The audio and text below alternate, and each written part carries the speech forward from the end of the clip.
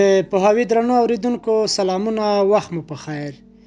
درنو اوریدونکو، په دې پودکاسټ کې د جګړې پر خبریالۍ بحث کیږي.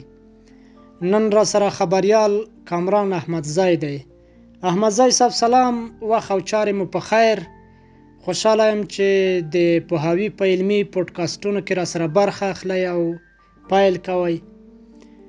احمدزی صاحب، کله بنسټه پیل کړو، د جګړې خبریالي څه ډول مسلک دی او د یو خبریال لپاره په جګړه ځپلې سیمه کې د پیښو د راپور کولو مسؤلیت تر عادي خبریالۍ څومره توپیر لري؟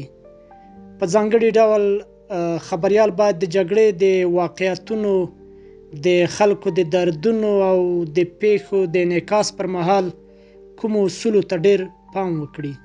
صالح صاحب سلامونه، جوړ په خیر. خدای دې وکړي چې ښې کارونه مو ښې او چارې مو په خیر او خیرت روانې وي. اول خدا ده چې که داسې سپینه ووایو، زه به د جګړې د ډګر د خبریالۍ تجربه ونه لرم او له تاسې مننه چې بیا هم زه انتخاب کړی یم. څه چې وایم دا به د ما خپل نظر وي. ملګري کولی چې یوازې هغه مثبت ټکي ورنه واخلي، نور دا ډېرې به علمي او اکاډمیکې خبرې نه وي، یوازې خپل نظرونه به وي، سره تبادله به کو خیر یوسئ. راځئ اول به له دې پیل کړو چې دغه د جګړې خبریالۍ له عادي خبریالۍ سره توپیر څه دی. ګورئ، د جګړې خبریالي د خبریالۍ یوه برخه ده. مثلا کله چې موږ په دغه رسنیو کې هم ګورو، رسنۍ ته ور داخل سي نو په هغې کې هم ډیسک یوه برخه وي، مثلا فرن ډیسک بله برخه وي، اقتصادي ډیسک بله برخه وي، ورزش ډیسک بله برخه وي.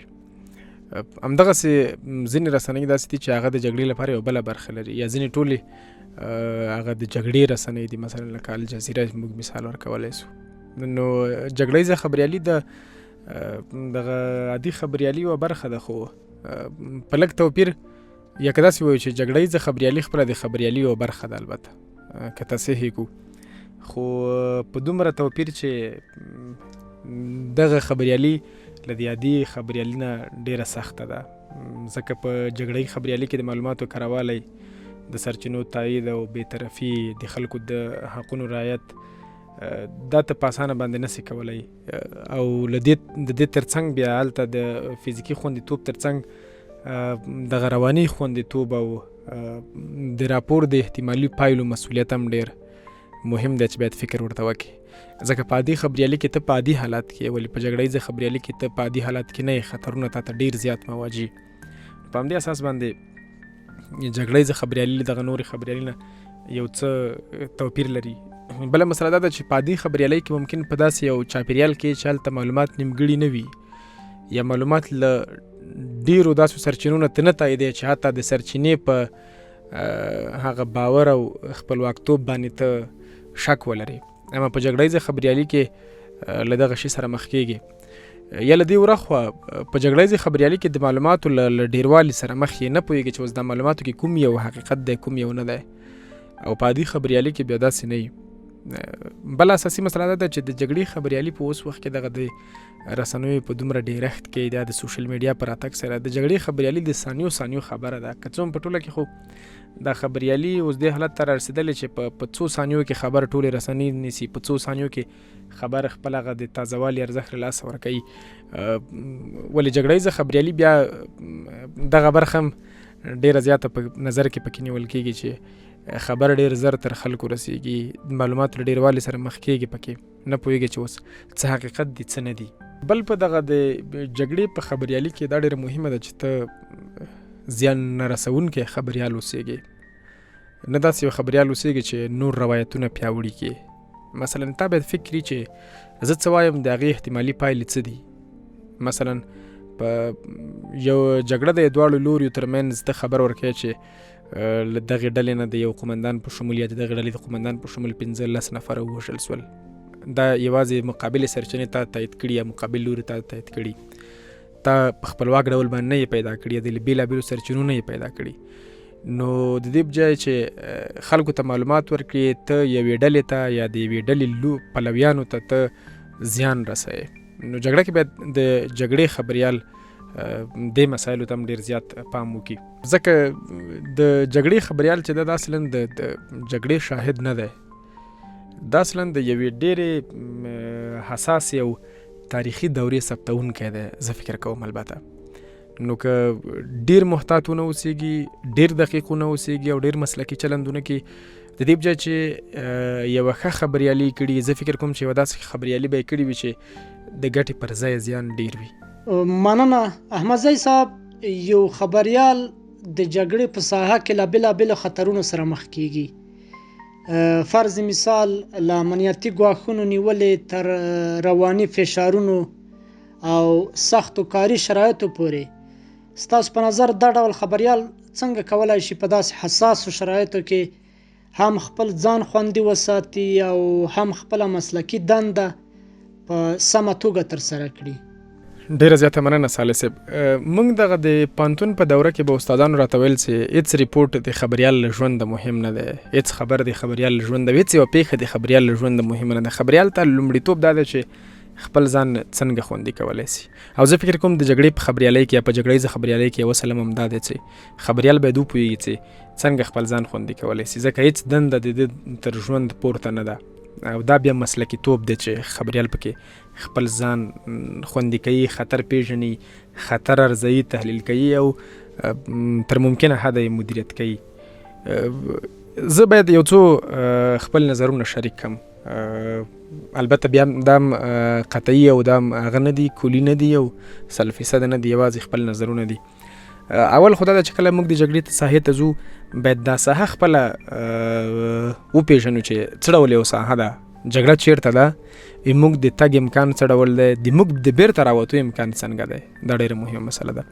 دویم مسله دا ده چې وضعیت په سیمه کې څومره نازک دی. مثلا جګړه په کومه کچه باندې ده، په جګړه کې دغه د بشري حقونه څومره خوندي سوي دي، یا مثلا هغه جنګي جنایتونه څومره نه کیږي. که یو خبریال جګړې ته ځي دواړه لوري دا ژمنتیا لري چې په خبریال باندې بریدونه کړي، دواړه لوري دا ژمنتیا لري چې په جګړه کې ملکي خلکونه وژني که نه. دا حالات به ته تحلیل کې وګوري. بله مسله دا ده چې زه دغه د اړیکو کومې لارې لرم که نه لرم. مثلا ته جګړې ته ځې، جګړه په داسې ساحه کې ده چې هلته تا انټرنیټ کار نه کوي، تا ټلیفون کار نه کوي چې بیرته له دفتر سره اړیکه ونیسې، له خپلو ملګرو سره اړیکه ونیسې. نو دا باید ته مدیریت کې دغه ټول شیان باید ته وارزوې. وړاندې مې وویلې چې د بیرته راتګ مسله ډېره زیاته مهمه ده. البته باید په دې وپوهېږي چې مثلا زه په کومه لاره ځم، بیرته په همدې لاره راتللی سم که نه. که زه راتللی سم خو ښه تر ښه څومره خوندي ده دغه باید وارزوې. که زه نه سم راتللی بیا د ما لپاره یو بدیل مسیر کوم ده چې زه ورباندې راسم. او تر ټولو مهمه دا چې بیا په یو بیړني حالت کې د ما پلان څه ده. مثلا که یو اضطراري حالت را باندې راځي، زه هلته باید له کوم پلان کار واخلم، د ما A پلان څه ده، د ما B پلان څه ده، د ما C پلان څه ده. مثلا که تاسو فکر کړی دغه د اوکراین او د روسیې په جګړې کې د رویټرز خبریالانو په هوټل باندې برید وسو، ګوره یو څه باید په نظر کې ونیسو. هغه دا دی چې جګړه هیڅ وخت یو محاسبه سوی شی نه دی، او په جګړه کې هیڅ وخت ټول پلانونه په دقیق ډول باندې نه عملي کیږي. هغه هم د جګړې د یو اړخ لوري، هم د جګړې د بل اړخ لوري، هم د خبریالانو لوري. ځکه دا جګړه داسې ده چې دا یو ډېر غیر عادي حالت دی، او په غیر عادي حالت کې هر څه ممکنه دي. مثلا د اوکراین په جګړه کې د رویټرز خبریالان په یو خوندي ځای کې اوسېدل، په یو هوټل کې اوسېدل. فکر کوم تر ټولو خوندي ځای به په جګړه کې، ځکه موږ ډېر ساده مثال لرو چې په جګړه کې څوک الوا نه وشي. نو کله چې په جګړه کې تا ته هوټل رسېږي، ته په هوټل کې یې او بیا پوهېږي چې مثلا دغه هوټل د خبریالانو پکې دی، نو دا تر ټولو خوندي ځای دی. خو ولې روسیه همغه ځای بمبار کړ، د رویټرز خبریالان پکې ووژلی سول. نو دا په دې معنی چې په جګړه کې هر څه پېښېدونکي دي. نو ښه خبره بیا دا چې خبریال څنګه کولی سي خپل ځان خوندي کړي، او څنګه کولی سي له پیښو یا مسایلو سره مسلکي چلند وکړي، تر څو د مسلکي چلند پر اساس باندې خپل ځان خوندي کړي. یو ټکي ته باید موږ ډېر متوجه اوسېږو چې په جګړه کې یوازې فزیکي خوندیتوب ډېر مهم نه دی، جګړه کې رواني خوندیتوب ډېر زیات مهم دی. زه یو ساده مثال درکړم، دغه د هرات زلزله، البته دا د جګړې سره تړاو نه لري، خو بیا هم دا د هرات زلزله و، د موږ یو ملګری ورغلی و، د ملګري کمه موده کېدله چې خبریالۍ ته راغلی و، بل ډېر ځوان و. نو کله چې دی زلزلې ته ورته هلته نږدې 2 اونۍ تېرې کړې یا زیات و کم، همدغومره 10 ورځو نه تر 14 ورځو پورې شاوخوا وخت تېر کړه. دا چې بیرته راته یو ډول رواني تکلیف ورته پیدا شوی. بیا موږ ډاکټرانو ته بوته ځکه دغه وضعیت نه ولیدلی. نو په جګړه کې دا موږ نه سو ویلی چې یوازې فزیکي خوندیتوب دی، زه دې په مرمۍ نه لګېږم، زه دې نه مړ کېږم، زه دې خوندي یم. نه، هلته رواني خوندیتوب ډېر زیات مهم دی په جګړه کې، ځکه ته له هر ډول حالاتو سره مخ کېږې. ته مړي وینې، ته ټپیان وینې، ته زخمیان وینې، ته لوږه وینې، ته تنده وینې، ته مقابل لوري وینې. په ساده اصطلاح کې ووایو ته مرګ په خپلو سترګو باندې وینې. نو دغسې یو حالت کې بیا ډېره مهمه ده چې ته خپل رواني خوندیتوب هم وساتې. یو بحث دلته بیا هم ډېر زیات مهم دی، هغه دا ده چې خبریال باید وپوهېږي چې کوم وخت زه له ساحې ووځم، څومره مواد د ما لپاره بسنه کوي، او زه که له ساحې وځم د ما لپاره هغه ګټې څه دي، او که زه په ساحه کې پاتې کېږم د ما لپاره خطرات څه دي. ګورئ، مسلکیتوب دا نه دی چې مثلا موږ د یوې پیښې تصویر باید خامخا راواخلو. مسلکیتوب دا ده چې د پیښې تصویر راخیستو لپاره موږ ټول خطرات ارزولي. دا مسلکیتوب دی. که موږ فکر کوو چې هلته د موږ ژوند په سله یا لږ تر لږه 80 سلنه یا 80 سلنه په خطر کې دی، خو فکر وکړه هغه عادي حالت نه یا د تعادل نه هغه دی، مثلا 50 نه پورته دی، نو ته باید هغه ساحه پرېږدې، هغه تصویر وانخلې. دا نه کوم ډارن عمل دی او نه کومه داسې مسله ده چې له پیښې نه ته شاته کې، بلکې دا یو مسلکي چلند دی چې موږ او تاسو له پیښو سره کوو. نو خبریال باید له پیښو سره دغه ډول مسلکي چلند وکړي. زه فکر کوم دا باید د ځان خوندیتابه ځینې لومړنۍ لارې چارې، البته نورې لارې چارې به هم سته او وي به، مګر ما لپاره همدغومره یادې وي. احمدزی صاحب، په جګړه کې ډېر وخت معلومات په چټکۍ خپرېږي او د یوې پیښې په اړه متضاد روایتونه هم موجود وي. په داسې حالات کې یو خبریال څنګه کولی شي د خبر د سرعت او د معلوماتو د کره والي ترمنځ توازن وساتي او د یوې سرچینې د ادعا د تایید لپاره کومو اصولو او معیارونو ته باید پام وشي؟ ولا اصلا په اوسنۍ نړۍ کې دا تر ټولو مهم سوال دی، ډېر یو مهم چلنج هم دی د خبریالانو لپاره. یوازې د خبریال لپاره نه، بلکې د ادارو لپاره، د غټو غټو ارګانونو لپاره، خبري ادرسونو لپاره دا یو ډېر غټ چلنج دی چې څنګه کولی شي چې په اوسنۍ نړۍ کې د خبر د سرعت او دقت ترمنځ توازن وساتي. ځکه ما وړاندې ویلي په خبرو کې چې نن سبا د رسنیو په زیاتېدو سره، د سوشل میډیا په راتګ سره، خبر په څو ثانیو کې خپل هغه د تازهوالي ارزښت بایلي. او دا بیا فکر کوم ډېره سخت هم د ادارې لپاره، د خبریال لپاره، کله چې ته خبر نشر کړي هغه بیا صحت ونه لري، نو بیا طبعا اداره هم تر پوښتنې لاندې راځي، خبریال هم تر پوښتنې لاندې راځي او د هغه کړي خواري ځای نه نیسي.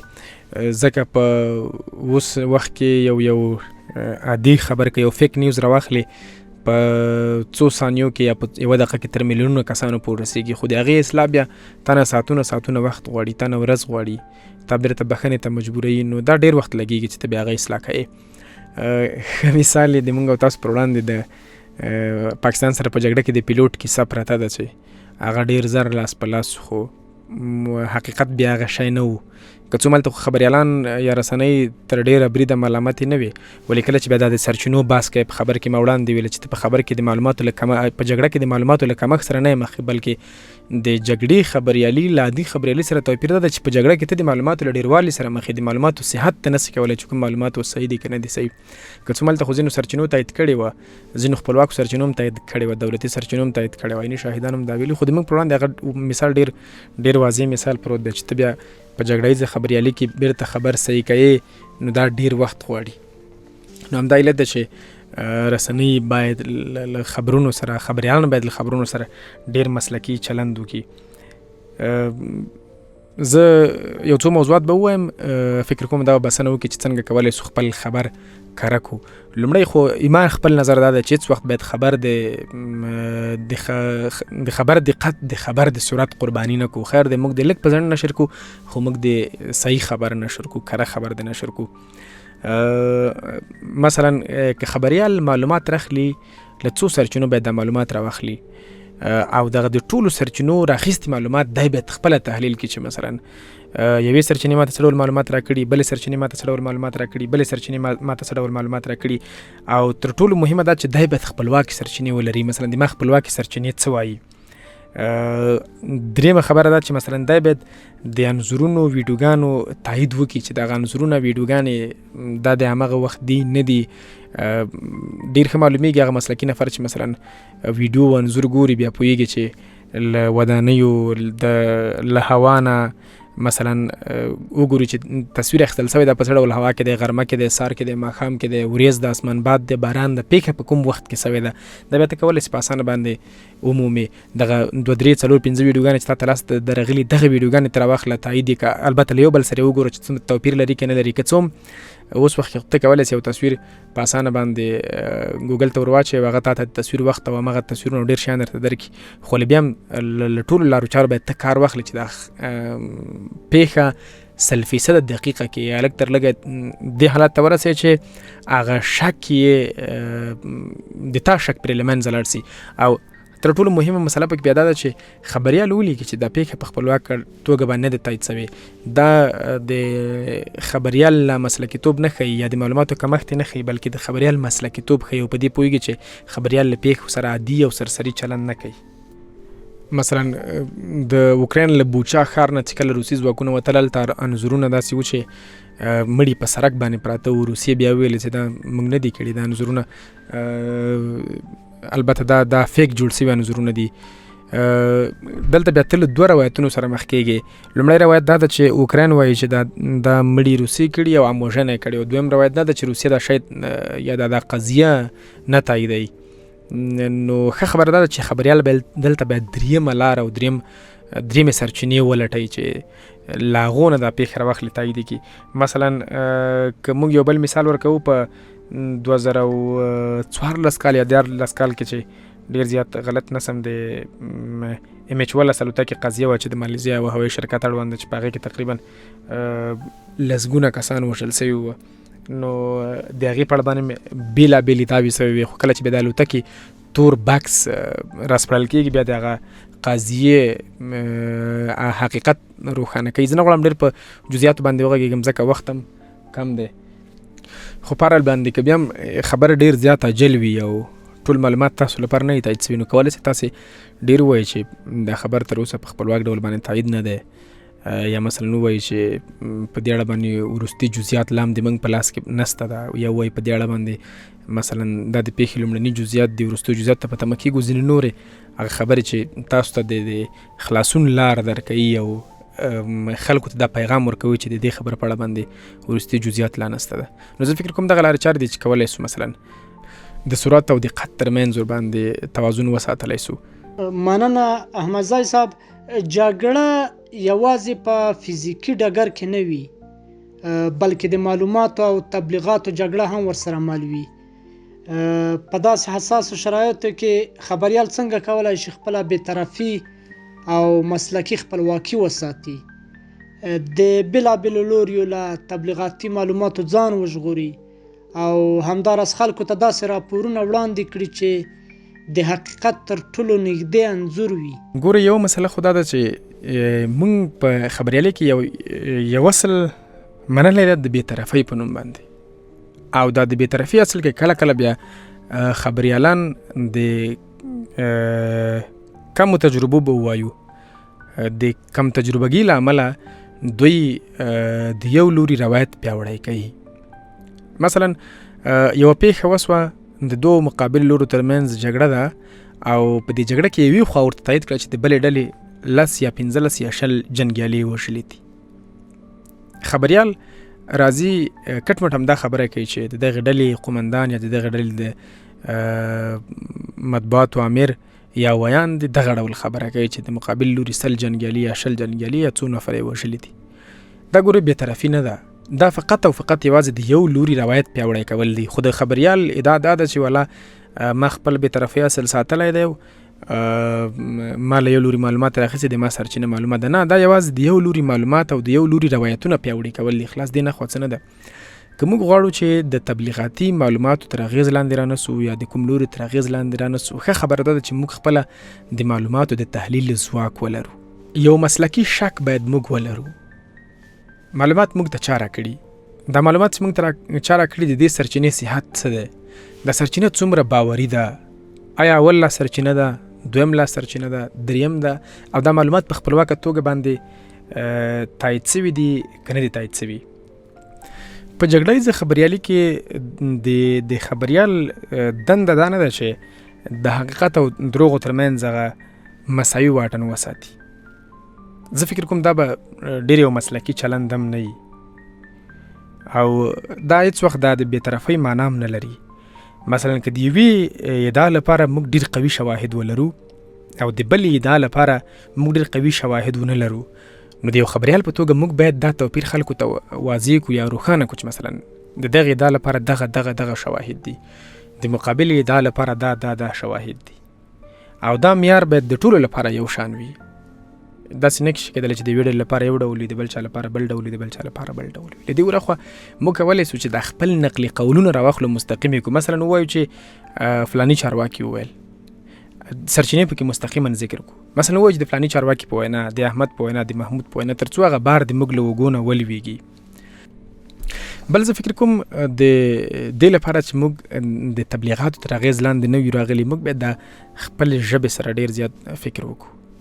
ځینې کلمات دي په جګړو کې د اتل کلمه ده، د خاین کلمه ده، د دښمن کلمه ده، د زړور ځواک کلمه ده، بله کلمه ده، دا باید ونه کارو. البته دا موږ ولیدل چې په تیر کې ډېرو رسنیو استفاده کول. نو ښه خبره ده چې موږ د یو بېطرفه خبریال یا بېطرفه یو مسلکي رسنۍ په توګه له دغو کلماتو نه استفاده وکړو چې مثلا موږ دا شی ونه کارو. مثلا که یو ډېر ساده مثال واخلو، البته په جګړه کې خو دوه هیوادونو ترمنځ چې کېږي، رسنۍ خبري روایتونه نورو ته نه پرېږدي او هڅه دا کوي چې ملي منافع خوندي وساتي یا ملي ګټې خوندي وساتي. خو په هر صورت زه غواړم فقط دا یو مثال ورکړم چې کله چې د افغانستان او پاکستان ترمنځ جګړه وه، پاکستان د امید کم باندې برید وکړ. دلته تقریبا تر 200 پورې شاوخوا زیاتو کم، البته دولتي چارواکو د ارقامو پر اساس باندې دومره هغه کسان وویشتل چې پخوا په نشهي توکو روږ دي او اوس تر درملنې لاندې وو.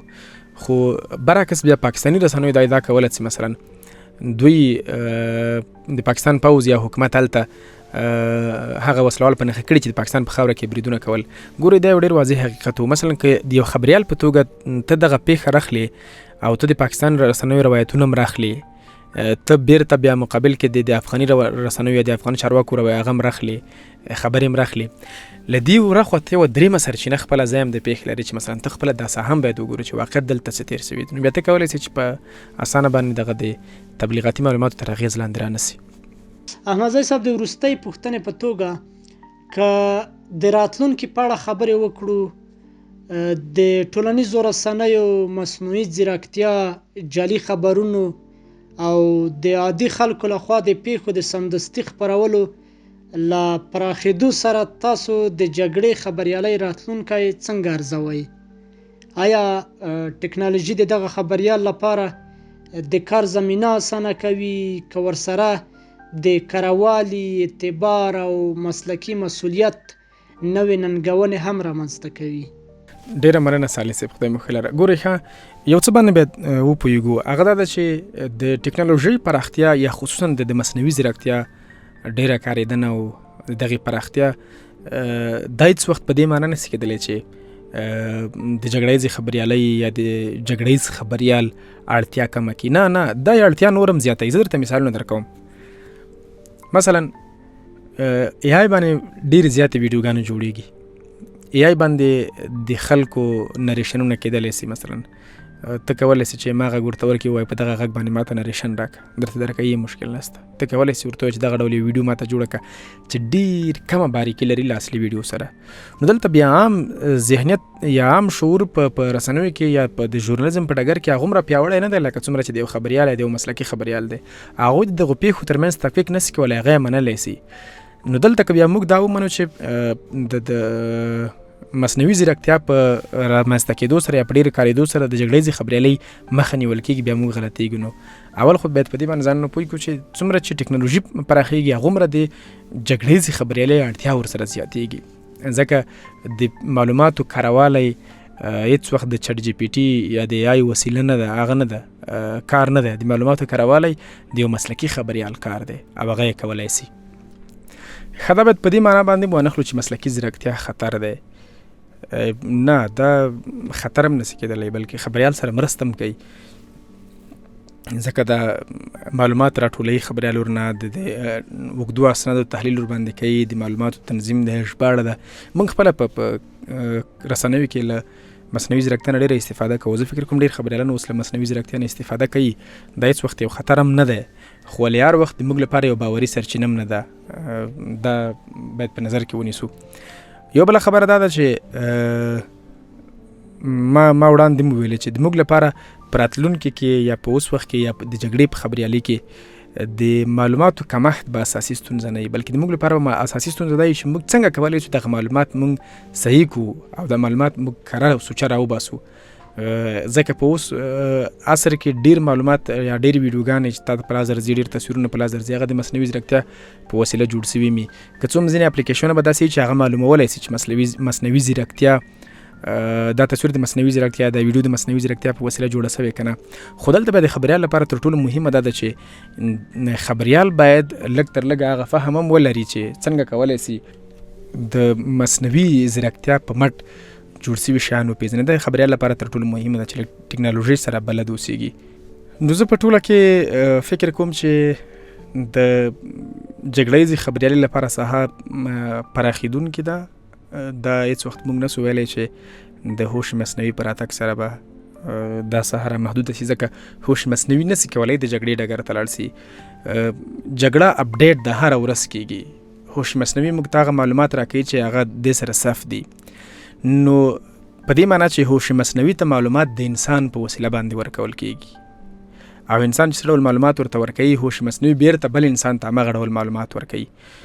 نو کله چې خبریال دلته د جګړې له ډګر را لرې کېږي، په دې معنا چې دلته د معلوماتو یو خلا رامنځته کېږي. یعنې چټ جي پي ټي تا ته نسي کولی، هوش مصنوعي تا ته نسي کولی چې هغه معلومات درته درکړي چې کوم ته دمدانن غواړي، همدا تازه یې غواړي. نو بیا طبیعي ده چې د یو خبریال اړتیا زیاتېږي، ځکه هوش مصنوعي خو تا ته له بېلابېلو ویبسایټونو بېلابېلو ادارونو معلومات راجمع کوي، تا ته درکوي. نو زه فکر کوم د جګړې د خبریالۍ اړتیا به زیاته وي. ډیره زیاته مننه کامران احمدزی صاحب چې له موږ سره مو په دغه مهمه موضوع خبرې وکړې. همداراز د پوهاوي له درنو اورېدونکو هم مننه. کور ودان چې بحث مو تر پایه واورېد. تر بیا ښه وخت. ډیره زیاته مننه صالح صاحب، خیر اوسئ. کور مو ودان چې وخت مو راکړه.